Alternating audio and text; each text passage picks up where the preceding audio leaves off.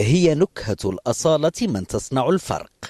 بعيدا عن شرائح التكنولوجيا، لا تزال بورقبة ببلدية بومقر بإقليم قاوس تصنع الاستثناء. معصرة لا يزال رحاها وبعد قرن من الزمن يروي آلاف الحكاية عن ملحمة الزيت والزيتون. معصر الجداد غرس 41 العوام. الشعب بومقر كل رح هذاك ومراكين دايتي معصري وين ما امثيه بصح ماشي كيما هذه هي الاولى لهذا تيتم زواروث.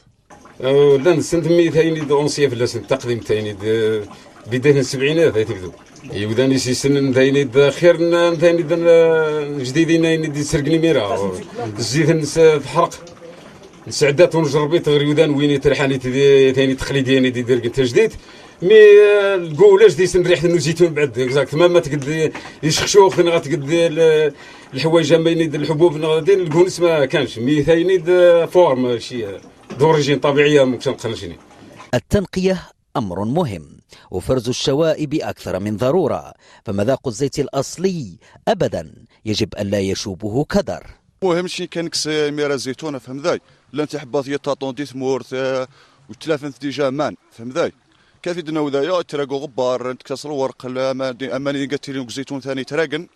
المهم تناوي ذا زيتون يصفغرت معصرت باش صوالح كادي شغل خطان دا زيتون تم خلاط نشو باسكو صا ديبا كوش الزيت تيرزاق نغم على باليش. المهم شي ما نوالف نتك فهم ذاي.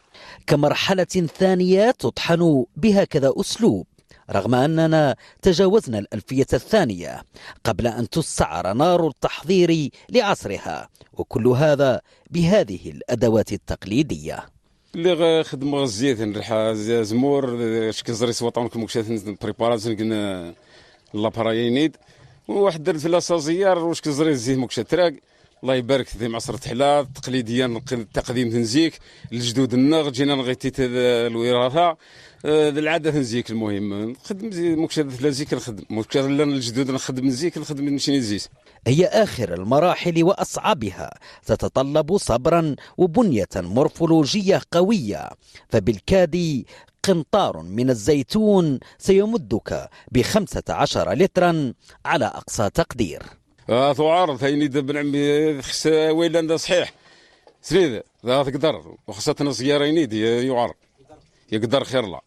هرس دو ترافايور خدمنا زيار اسمه زيار يعر قلي خدمني السن 3 ديما يتسرق زيت نورمال.